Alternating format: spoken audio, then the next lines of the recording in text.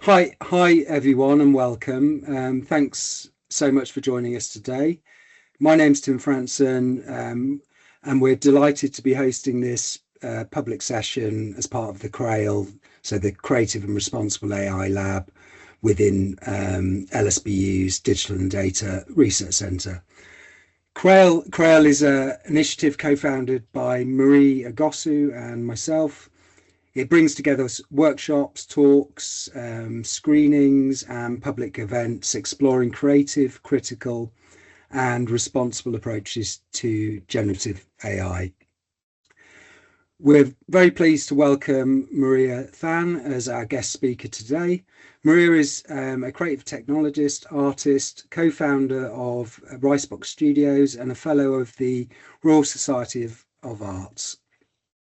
She's currently an Adobe Creative Resident at the V&A Museum, where her work focuses on AI and digital worlds. Alongside this, she has been exploring locally hosted models, practices shaped by ethical reflection, creative experimentation, and Buddhist principles. Her wider multidisciplinary practice spans augmented reality, illustration, moving image, and creative AI. In today's talk, Maria will discuss her process of work with AI alongside hand drawing and share her current research and experiments at the V&A Museum. She'll reflect on the ethical and creative questions shaping her work, including her thinking around slow AI and ancestral AI. So that's a new one on me. I'm intrigued, and how working within a museum context has sort of sharpened her approach to transparency, due diligence, and responsible creative practice.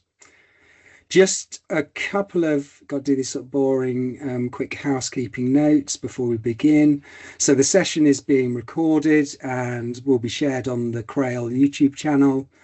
Please keep your microphones muted, obviously, unless you're speaking at the end. We'll have some time for live questions after the talk.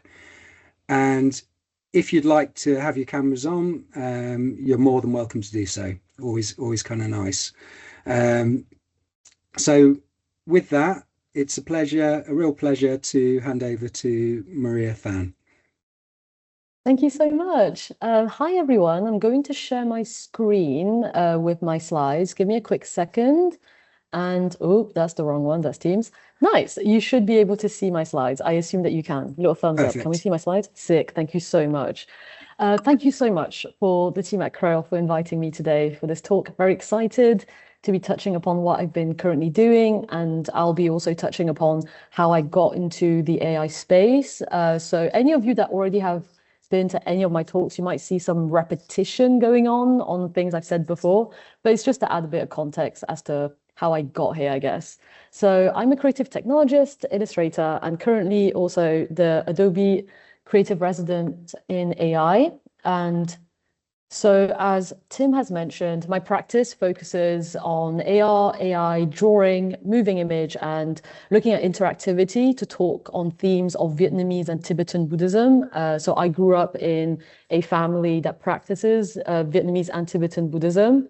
I have to specify why Tibetan, because it's a bit of a left field like religion that's been added to our list of religions in our family. It's just because my mom changed her mind when I was 6 years old, and she thought that we should switch from Vietnamese to Tibetan Buddhism and then realize we need to do both. So that's been interesting. And I like to look at internalized racism and diasporic narratives and basically what happens when somebody is displaced or a whole family is displaced and what happens to the identity. So I call it fragmented identity, which is, the process of as you assimilate or disassimilate from one culture to another, from one set of practices to another, what happens to that internal sense of identity as it gets kind of like taken apart and then put back together again. So in addition to that, I'm also a co-founder of Ricebox Studio, which is a creative practice where we use creative tech and responsible design to create like campaigns and also different design and art projects. So everything that we learn at Ricebox and that I learn in my practice, we then end up teaching again to others. And the reason why is because we all had to kind of like self-teach a lot of the creative tech stuff we know. And it was really hard and it was really miserable. And we're like, hey, let's make it easy for everybody else. It doesn't have to be hard just because it was hard for us. So you can see a few projects. And our latest one is Chat and Patch, which is this one over here, that big patchwork. And it's looking at a very simple question with a complex answer, which is how do you say the word periods in your language? And we focused on South Asian communities, specifically intergenerational pairs, and created an interactive quilt to bring all of those to life. So yeah, that's my practice. So how did I get into that space? So before the before the ChatGPT era is what I call, before this became like a boom, before DALL-E was a thing, when it came about in 2022, 2023, I started looking into AI, but specifically from the lens of ethics in 2019 in my third year of graphic design at Camberwell, UAL. So during my BA. I got involved through it with the Digital Maker Collective. And at the time, I was already working with Child Rights International Network. Basically, I convinced CRAIL, Child Rights Ancestral Network. I was like, let's talk to UAL, let's talk to DMC, the Digital Maker Collective. Let's do something at Tate Exchange. These lot do something every single year. Let's focus on surveillance, right? Because it was around the time when the London Met were trialing facial recognition using these like vans and stuff in London. And there was a whole controversy around the lack of consent of collecting people's biometric data because they basically placed this facial recognition van in the middle of King's Cross, I think. And there was no there was no transparency or any consent-based process. And this, very much became a conversation. And then there was this whole conversation with CRAIL and Privacy International and Big Brother Watch about what has already happened in the world of surveillance, especially how it's been affecting children and human rights, especially with profiling and also the biases in surveillance and recognition, facial recognition, how it can be also wielded as a form of institutional power, sometimes in a way that is honestly just violating your rights. So it was, I guess I got into it in a very, I don't want to say negative, but more through the current issues, right? At the time, and it was right before COVID. So we looked at creating different installations that would bring the user, the audience, from one point to another. And throughout the whole experience, you had different booths, I'll not say in plural, that focused on a specific type of surveillance or AI or data recognition of some sort or categorization. So for example, here you've got the example of PoseNet and body recognition, where we simply had this playful game where you had to recreate specific poses in order to be able to move on to the next bit of the booth. And this one was a horrifyingly inaccurate, terrible, emotion recognition model. Emotion is carrying a lot of weight here. It was basically a terrible facial recognition model that I tried to train myself because it was, back in the day where you basically had to do everything in your terminal and Python, and I didn't know what I was doing. Because keep in mind, at this point, I just graduated from third year graphic design. So the reason it was so bad is because I didn't realize that it was trained mainly on my face. And the fact that I'm Asian and my face made it that it was struggling to recognize other people. Then I had to go back and I had to find a bunch of different data sets that were available at the time and then just plug everything in and then train it and again and again. So it was my first experience with understanding how does, the network works? What does it look like in the internals, and what can you do knowing you have no idea how any of this works? What can you do, in terms of just changing the numbers, trying to just follow some tutorials and then deploying it in an actual public space? So after that, I went back to my Vietnamese roots during the boom of DALL-E and ChatGPT. So at that time, I was in a bit of a slop in my work in the sense of I wasn't doing many projects. I was really struggling with just getting over the whole white page. I just had no ideas. I was very, very burnt out as well. And so I decided to go back to my Vietnamese roots specifically. And the reason why was of these images. So these are specific images that I call digital Pure Land Buddhist images. So Pure Land to give a bit of context, is basically the training ground. I call it the training ground for any human that has been able to break away from the cycle of life and death. They basically end up as bodhisattvas. Bodhisattvas end up in this space called the Pure Land. It's like a celestial body. And I call it the training ground because the point of the Pure Land is, as a bodhisattva, you were able to break away from the cycle of life and death as a human. So now your job, in a way, your purpose as a bodhisattva is to enlighten the other humans on earth and help them break away from that cycle as well, right? And then once you're able to do that, you can then, go to the nirvana. So it's a very crude way of explaining the different layers of heaven here in Buddhism. But keep in mind as well that my understanding and practice of Vietnamese and Tibetan Buddhism is highly, specific to the experience I had as a child in my family. And so a lot of what I'm saying is very specific and personal to my experience and not necessarily encyclopedic factual knowledge. But that's my understanding, pretty much. And so the images that you see on the screen are meant to represent that Pure Land world. And we are able to, track down the history of the more traditional paintings. But these ones, those ones on the screen, the crazy ones with, crazy collage going on and all these little humans floating left and right, that's what I'm interested in because they're insane. They're so funny to look at. I grew up with them. My siblings did. So many people in, the ESEA and second generation Vietnamese immigrants, we all recognize these, but we do not know their origins. Like what happened between those images being painted to them being transformed digitally? What happened for it to be transformed? Like who did it, why, and how was it made? So I got obsessed with that, and that became my base, like aesthetic.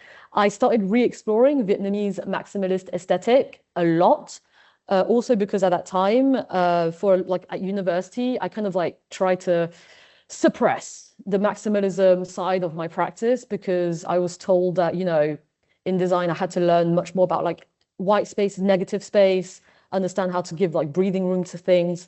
So I kind of saw it as something I had to move away from, that it wasn't good for my practice. And it's only then when I looked at those images again that I decided, no, this is who I am. I am maximalist by nature, so I'm going to go crazy with it.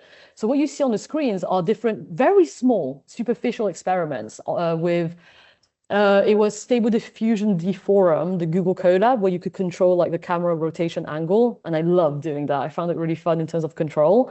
And also using in painting, outpainting, Runway ML. I used it a lot in order to create all the individual frames and then put them together in Premiere Pro. So the problem with these was it was superficial. Literally, it was fun, don't get me wrong, very, very fun. And it gave me a lot in terms of being comfortable and experimenting with maximalism. But that shit was Instagram, basically. There was no real intent to it. So I was thinking about, what is my process as a designer? Because ultimately, I was sick of just creating really fun little bits for Instagram, there was no substance.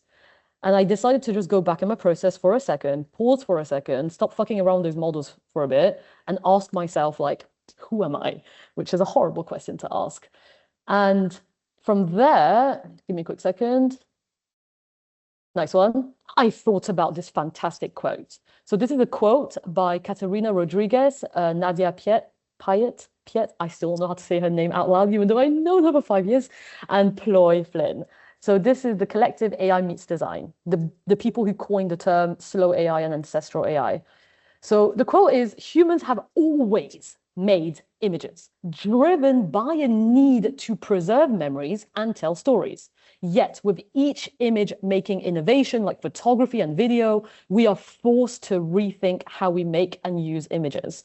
So the emergence of AI and machine learning tools invites us again to reimagine our role as both image makers and consumers. And I think it's that bolded sentence that stuck with me the most. This idea of having to reimagine our purpose, our intent, why? It's not why. Who are we in terms of our status as image makers and consuming images, knowing that the emergence of these tools can lead to what we call AI slop, to an overuse as well, overproduction of visuals. So it made me pause. And then I thought about these questions. I basically figured out exactly what was my starting point to start integrating different AI tools that I've already started experimenting with, but in a much more grounded and directed way. So one thing I thought about is this thing between, the difference between a generative and a structural process that you're taught about in design. Like design council, they have the whole double diamond process, which is fantastic. And there's also like this difference between generative and structural, where the structural process in creativity, you can think of it as, I guess, okay, I'm going to start with generative first. The generative bit in the creative process, think of it as the brainstorming, ideation, the bit where you're kind of putting everything on the paper. You're really like just focusing on where the idea goes, where your brain goes, just keeping it open. And it's a bit that's very playful, right? The generative process is something, it's what makes us artists almost. The structural process, I would argue personally, is also what makes us, good designers. It's where you start structuring all of those mood boards, ideas, all of the, creative dump you put on the paper. And this time you're starting to look at stuff like audience, UX, UI, prototyping, iterating, user testing, testing some materials and then keeping some that work and some that don't. And the structural process can be seen as a bit more laborious, a bit more, it's more disciplined, more rigorous, and it can be a bit that sometimes we want to skip a bit. And I realized with the boom of the tools around, image generation like DALL-E and such, my understanding, again, very personal, was that the emergence of these tools have kind of like almost pushed us to steer away from the generative process by replacing that generative process with a click of a button, essentially. And so I was like, okay, I don't want to fall into that trap. I need to basically keep a certain amount of that generative process within my own hands and not let it be fully driven by the tools that I use. So these are the exact questions I ask myself before I start integrating AI in my process, and the questions I tell all of my students when I teach them that they have to think about before they even start, using Midjourney or whatever in their work.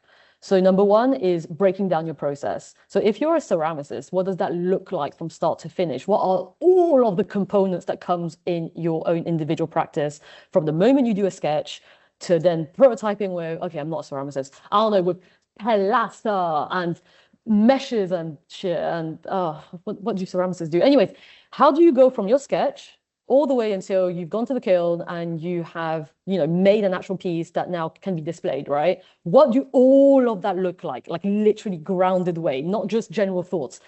What are you using? Are you using your laptop? What software? No. By breaking all of that down in a quite granular way, you can then start identifying the gaps or complex points in that process. Okay, what are the areas of technical difficulties, or maybe areas that I know I can not overcome due to lack of finances, or maybe something that genuinely makes me want to die because I hate this repetitive process. Let me give you an example. Footnotes. As a designer, I do reports. One of the things I have to do sometimes is, well, the footnotes, right? Individually input them one by one and stuff. It's horrible when you've got 200 footnotes in a policy report.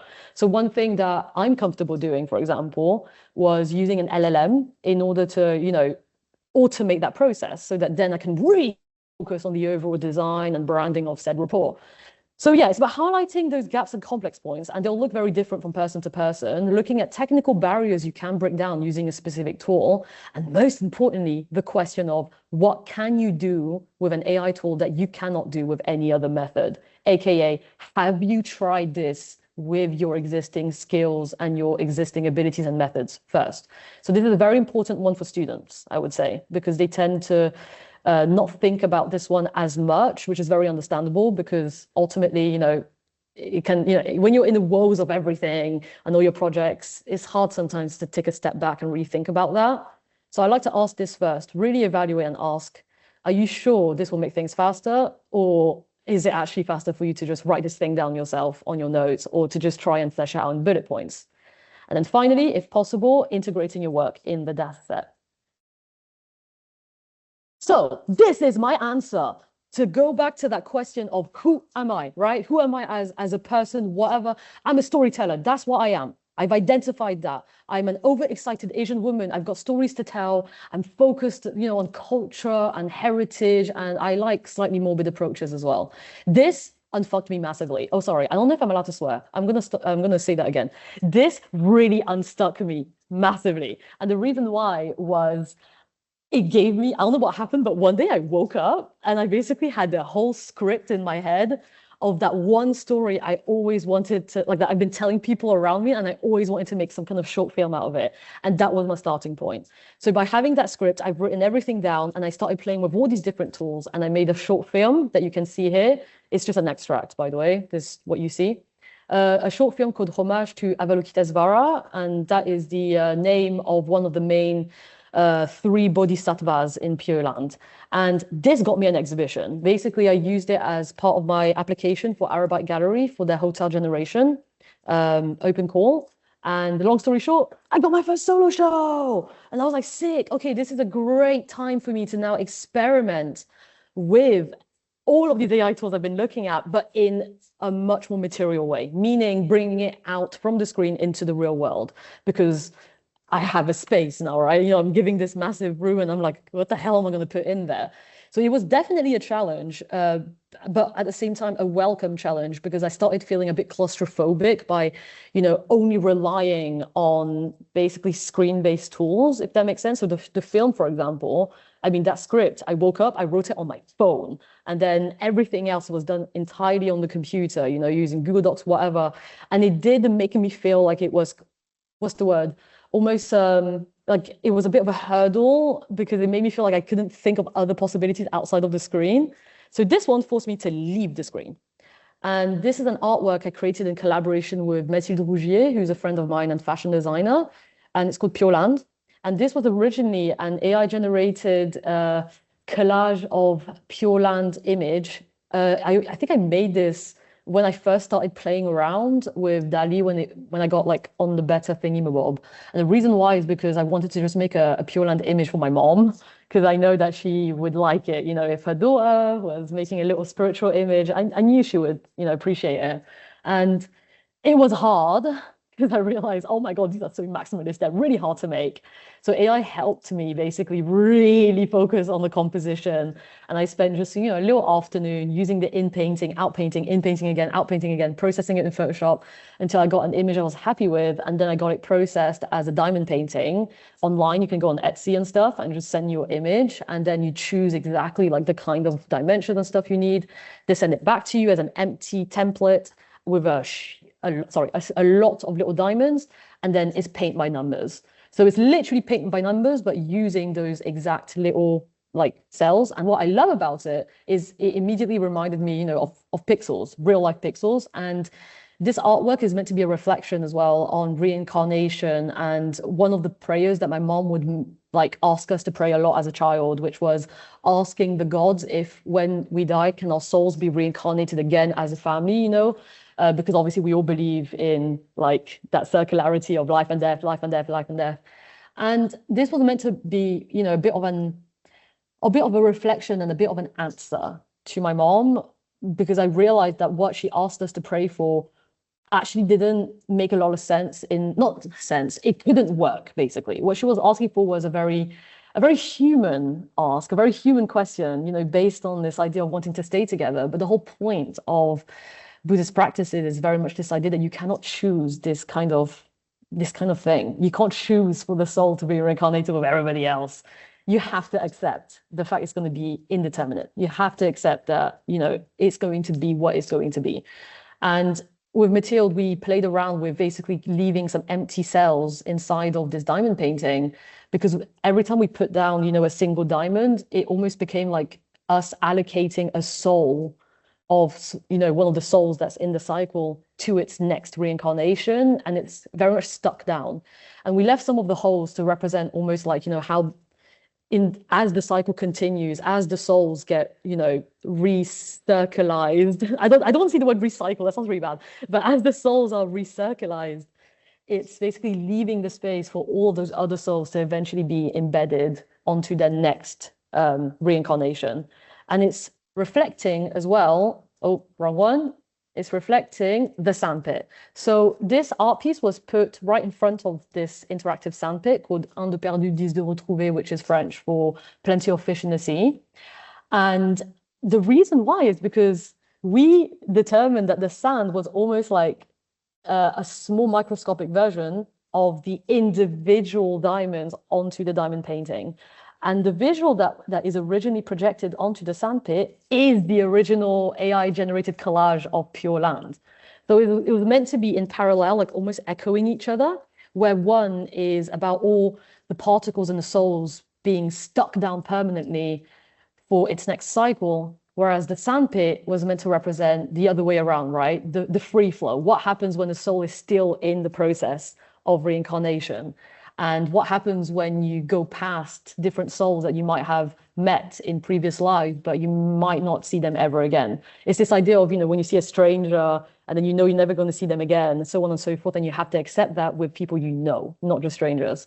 So this was created in collaboration with Jasan Waldura, and it's a depth tracking sandpit that uses Connect V2 and Touch Designer. So we had the projection, a top projection with the Connect attached. So the Connect is what tracked the actual depth changes in the sand itself. And what happened was when the sand was fully flat, and I'm pretty sure I got a video, here we go. So basically when the sand was fully flat, you would have that image appear. And the moment you created a dune of sand or some kind of like leveled, like, how do you say, like a mountain, I guess, a different visual would be triggered and would appear on top. And this would be one of the AI-generated videos that were made in Stable Diffusion Forum. And it was very meditative as well. It's also inspired by Tibetan Buddhist mandala practices, like the sand mandalas, where many monks will create highly, highly intricate mandalas using sand on a surface that is completely without any adhesive. And the idea is you basically know that at one point the wind is just going to whoosh it away, and you're going to have to be fine with that, because it helps you really embrace, having to accept this difficult thing around, when you put a lot of work into something, a lot of discipline, a lot of time and craft into something, and being okay that because nothing lasts and nothing is permanent, be okay that one day it will disappear. And it's kind of like, and it helps you also connect further with the precepts and the teachings of Buddhism, because any meditative, repetitive practice really does, puts you in a certain mindset, similar to when we pray sutras and mantras, or when we are meditating, it puts us in a specific kind of mindset based on repetition, but also based, therefore, on reflection and trying your best to just empty your brain and focus on what is currently in front of you. So what was really nice about this one was seeing how many people just stayed around the sandpit for a really long time and just playing around with the dunes. So this is something I'm taking away for the residency. So this was a start. So before I started the residency, I did a Friday late, where I took one of the artworks from the exhibition back into the space. It was in the tapestry room.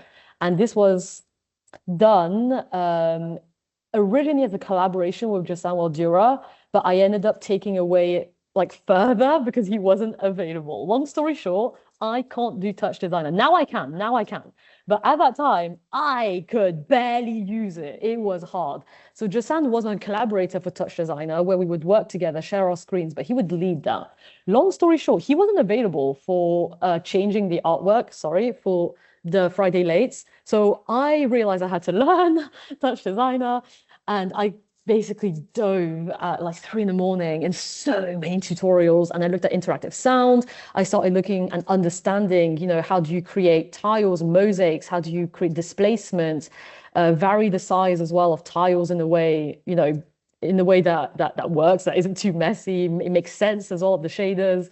I implemented face tracking as well. And I started focusing on this idea of interaction being secondary.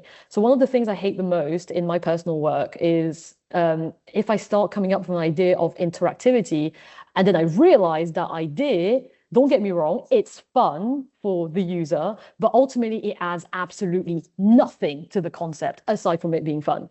So I didn't want that to happen again in this event. I was like, no, whatever interaction I come up with, it has to be done in a way where it does add to the actual concept, but also I don't want this to be the main thing.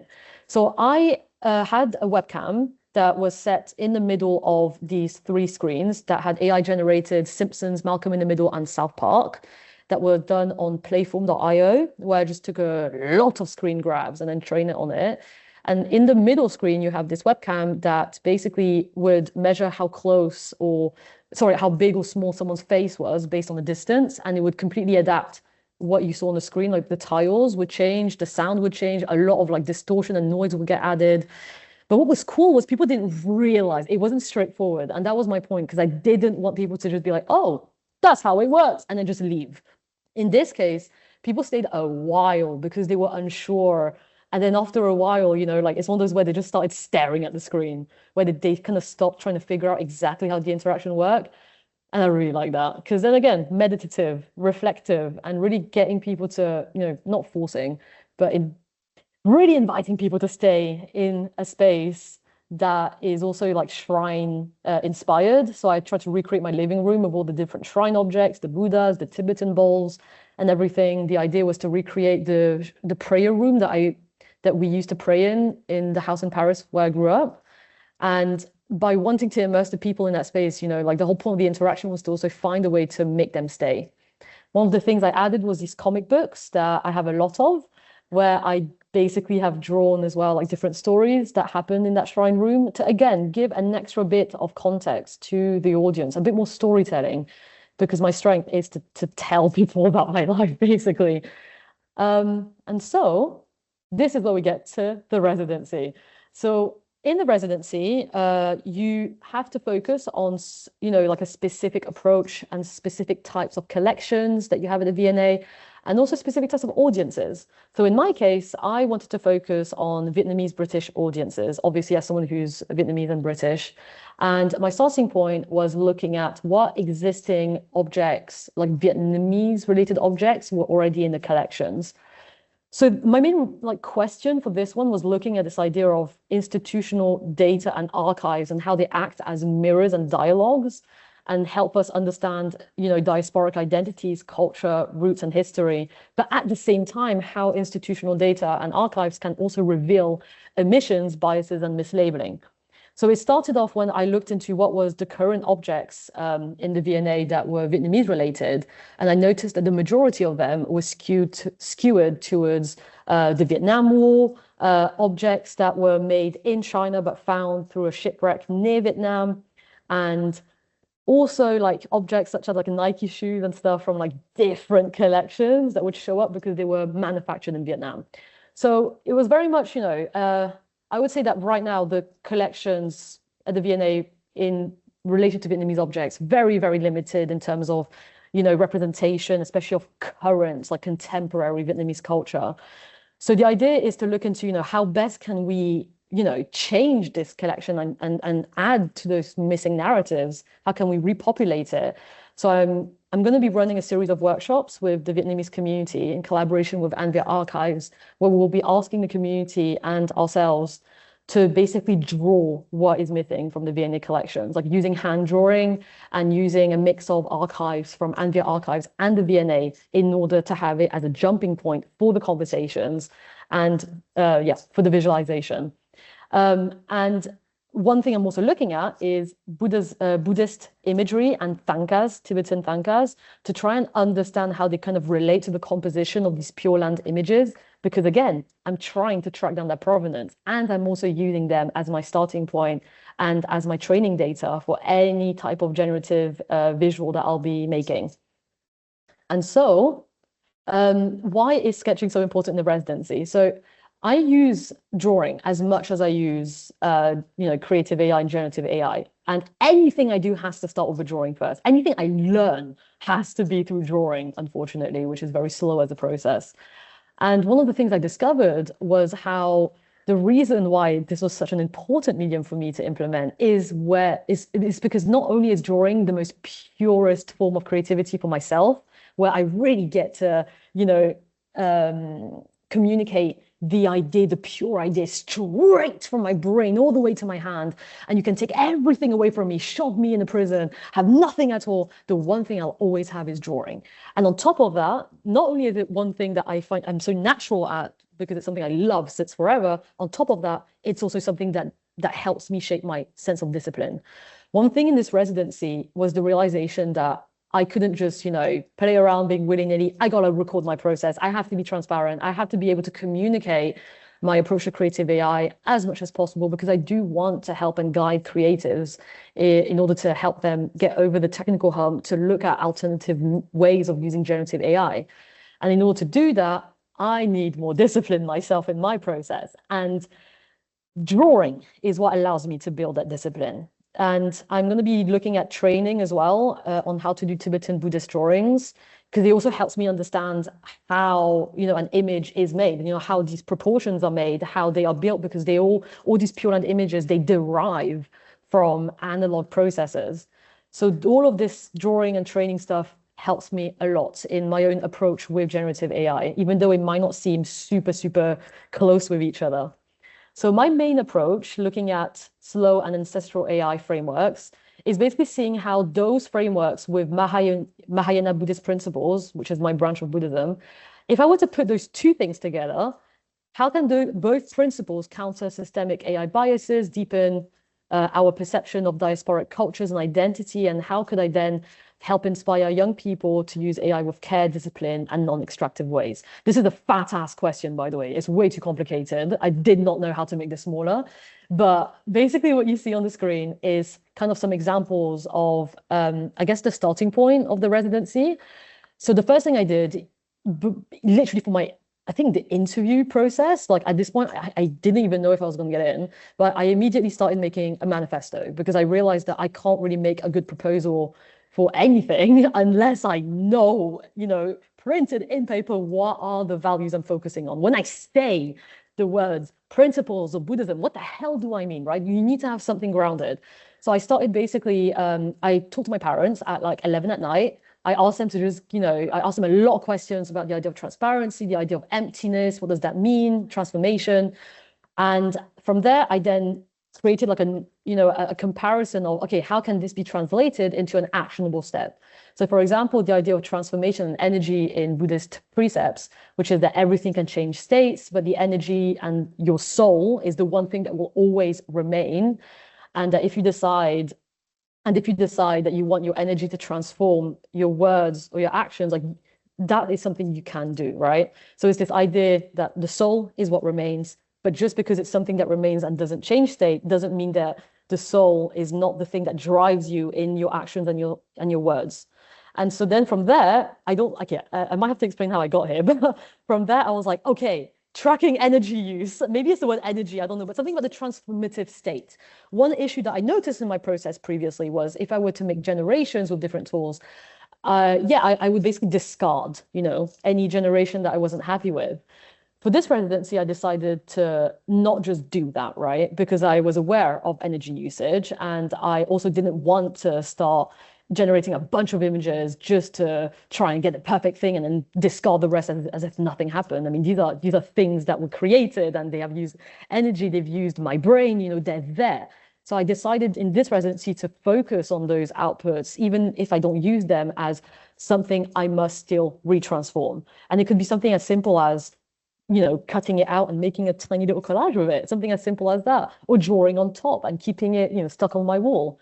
Also looking at locally hosted options as well, again, focusing on this idea of energy, offset wherever needed, and try my best to redesign or approach alternative workflows that I deem to be harmful by looking at cyclical methods.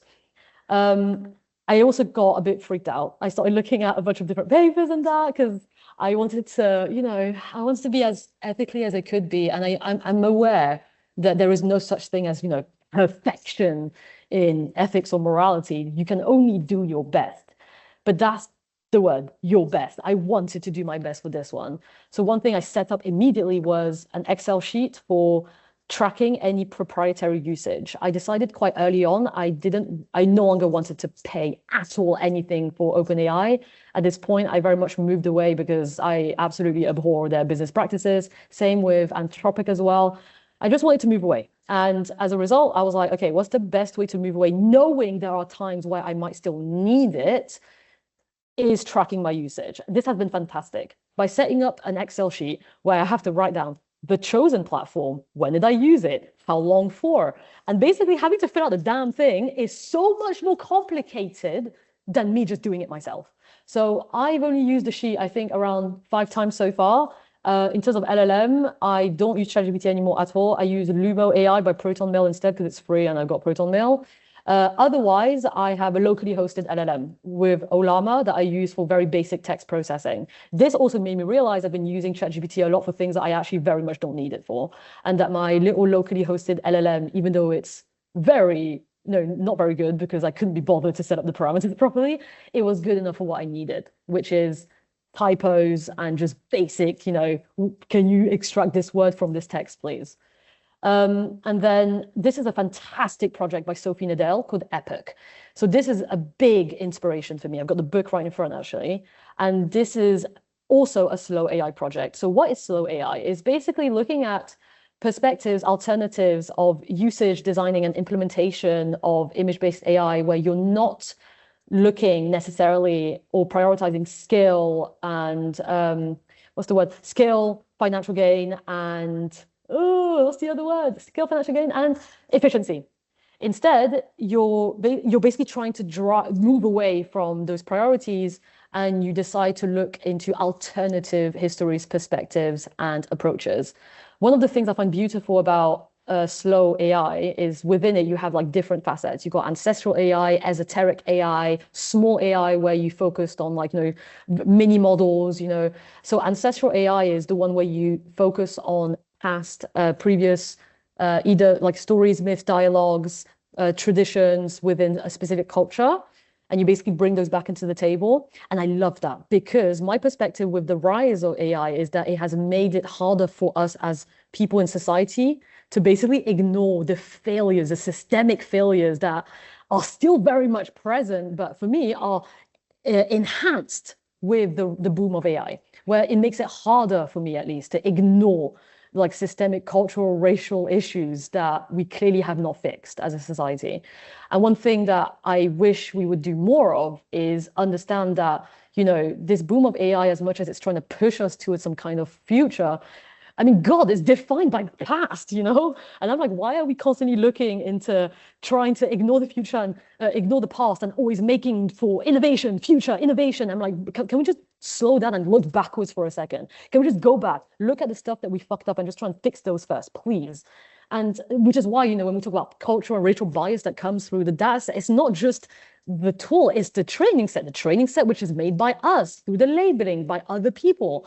It's something that for me is so blatant, and I wish we would pause. So it's a framework I very much invite everyone to look into, and this idea of pausing and look back into the past and how we can use different forms, tools, frameworks around AI to fix those and stop perpetuating those same mistakes over and over again. So Sophie created a beautiful project that's focused on slow AI as an approach, as a method.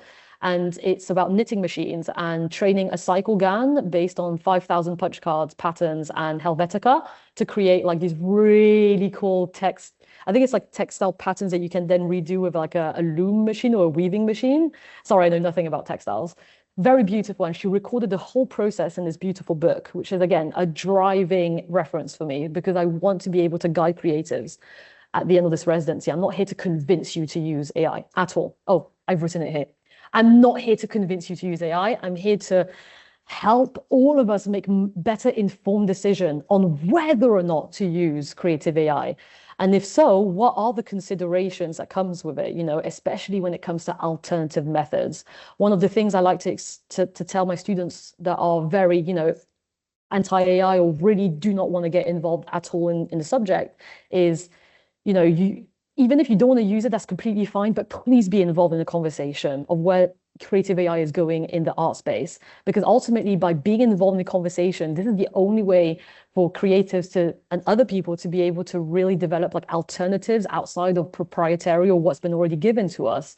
It can, push for more advocacy for alternatives and then either help us have more ethical and creative methods pop up, or those methods that are more creative and ethical that are already around, help those stick around by having more people be aware of them and use them as well. And so, as I explained, the starting point for my entire creative AI approach, like the training set that I'm using, are these Pure Land images. So the reason why these are the starting point is precisely actually because of how they're made.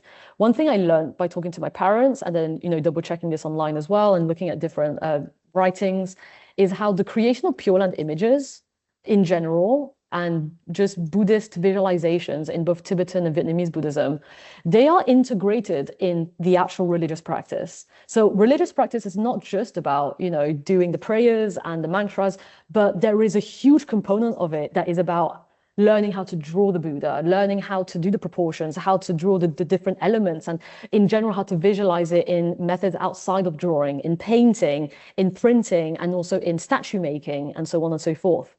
The reason this is so important is because we have this belief that the more we visualize the iconography and the visuals behind Buddhist representations, the closer our soul is becoming connected to the spirituality, the precepts, the learnings of Buddha. It helps your soul connect further with those principles, which is why my mom forced me to draw this stuff as a kid and I hated it. And now I like it. And so these images for me are an ultimate representation of the between point of what happens when you have the religious practice of recreating and reinterpreting these images over and over again as part of your spiritual process, and what happens when this comes into the digital world during a technological boom.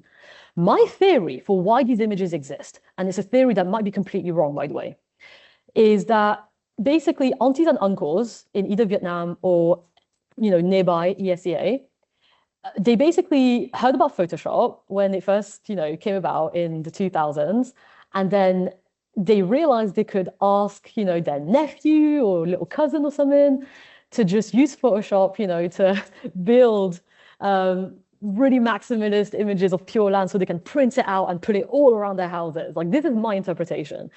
And basically one of the things I was thinking of is what happens when you first learn Photoshop, right? One of the first things that people will do is they'll start collaging the shit out of everything. Like, that's the first thing you learn. You learn to cut stuff out and then you just copy paste. So it's a very normal approach. And so I believe this is true, but I might not be right. And what you see on this video is my current massive board where I'm trying to track down the provenance, looking at metadata. I'm downloading images from so many different websites. I'm using Google image search to also try and track down the earliest iteration of the image. I'm just trying to figure out how was it made, and I've actually found answers by analyzing the images over and over again, also because it's my data set, right? I got to know what's inside my data set. I got to know how the composition is, what kind of layout it is. And I discovered so much. I printed out everything. You can't see it, but I got two massive boards with all of these images. And I realized, for example, if you look on the screen, that like these two images that I'm pointing towards, it's clear that all the people that are appearing in the image, it's a PNG. It's a PNG composite. And the background is what has changed. And then I realized, oh my days. Like, I started seeing basically the pattern, right? I was like, oh my God, so this is the PNG. This is probably a PNG. This is the same PNG, but flipped backwards. Like, you can see it on the screen recording. I was like, oh my God, that's the same PNG as this one, but flipped backwards.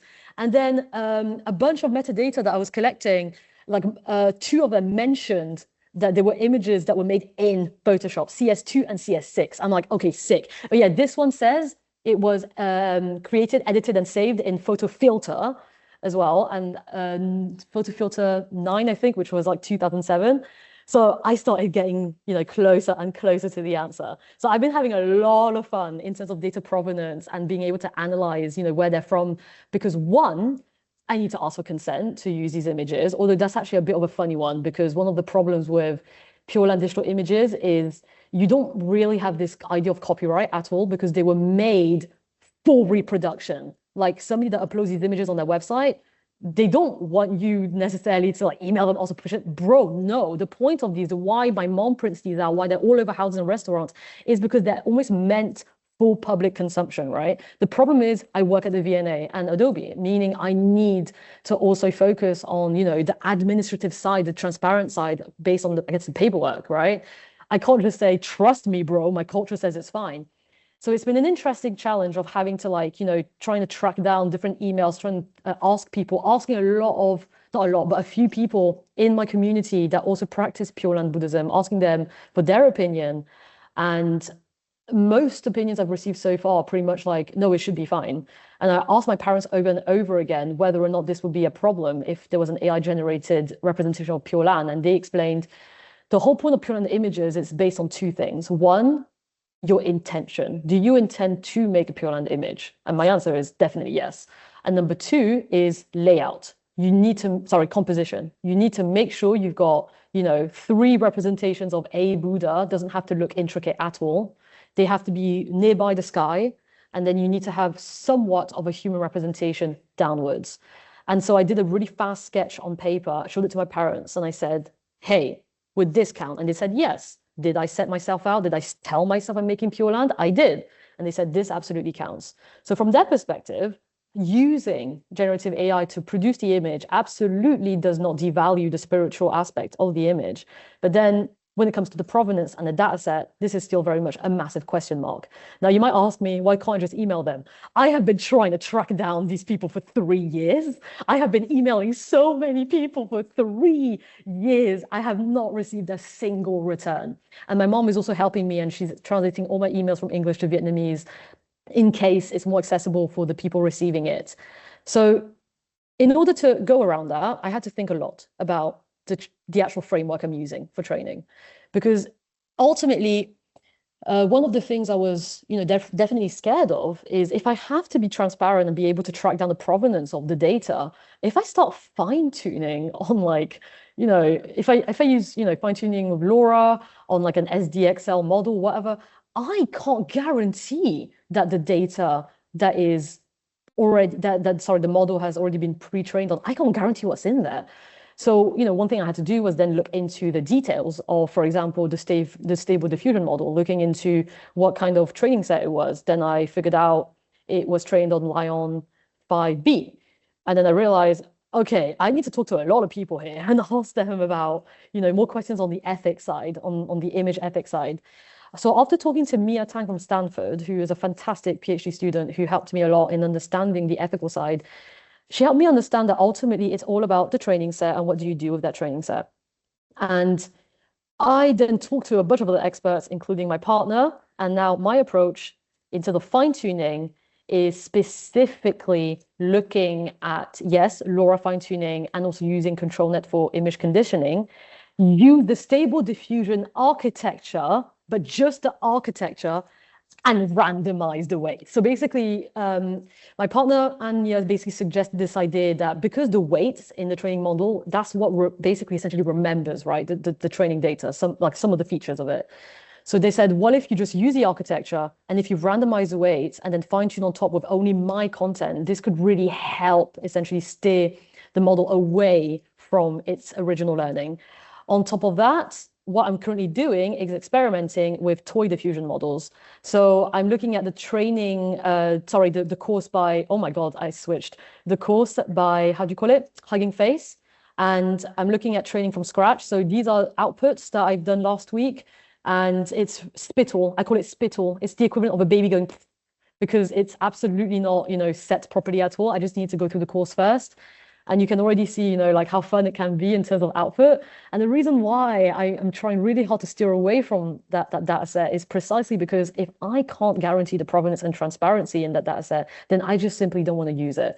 So now I'm trying to find ways to kind of go around the data set of pre-trained models, either looking at only conditioning and randomizing weights, and putting a lot of focus on what you can do with a toy diffusion model, and exploring also other types of architecture as well. I'm doing a lot of work on restricting my image production.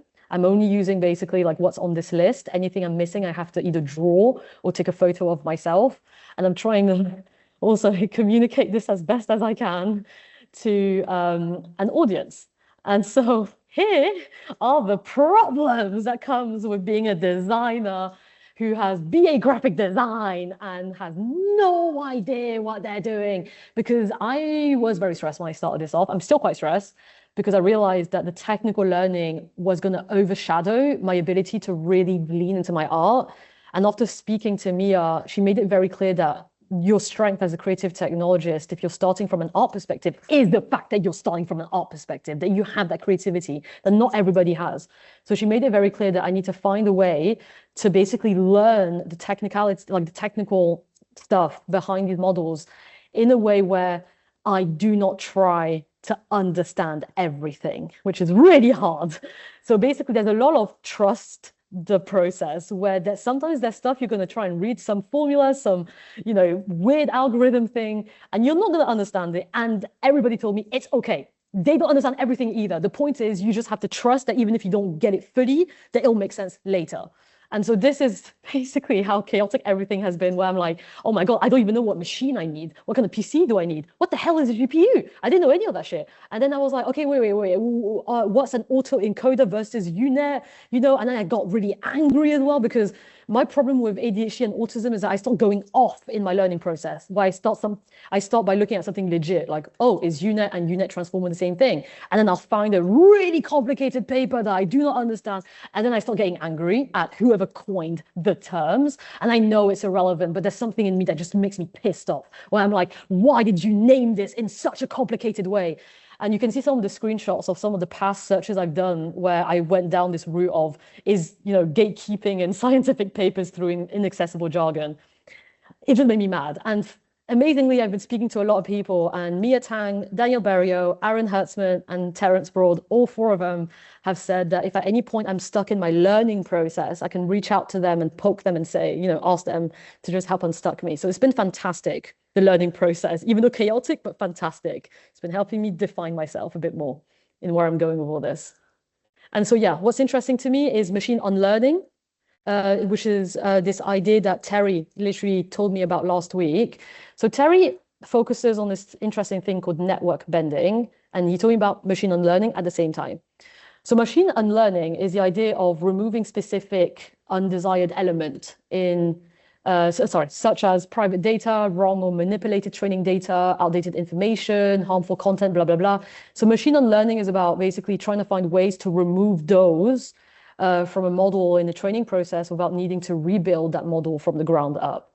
And so you've got new terms like model editing, concept editing, knowledge unlearning that started emerging to describe that process. What I find really interesting in that is it kind of, goes back to my problem of how do I try to randomize the weights to make it forget Lion 5B so that it only focuses on elements of Pure Land. And then Terry was telling me about network bending, which is what he focuses on. This is the title of this paper he released called Using Generative AI as an Artistic Material. And it's so good. This absolutely, changed my life. What you see on the screen in terms of video is experiments with live AI using Stream Diffusion and Touch Designer. And this is the moment I finally kind of had an idea of what this AI as a material meant. So in my case, I'm steering a bit away from the more the more like engineering side and more on the conceptual side. But what's fantastic about this, after I've done it as a workshop with many teachers and stuff at the V&A, was I was trying to see, is there a way to get people to experiment with generative and visual AI where it's very much pushing the user to go back to basics, go back to the regular, everyday, imaginative, creative methods that you've known since a child. And yes, basically, in this case, all they needed was pen, paper, objects, clay, a collage piece of ceramics, play with magnifying glasses. And it was a fantastic way to basically get even, people that are not necessarily aware of what AI is or whatever, to just, see immediately what happens as the AI gets added on top, as it wraps around your object in front of the webcam, what happens when you start moving the lights around as well. It really connects with people. And again, it really connects with this idea of playing with AI as a material, less of this informational engineering structure, more of something you can touch.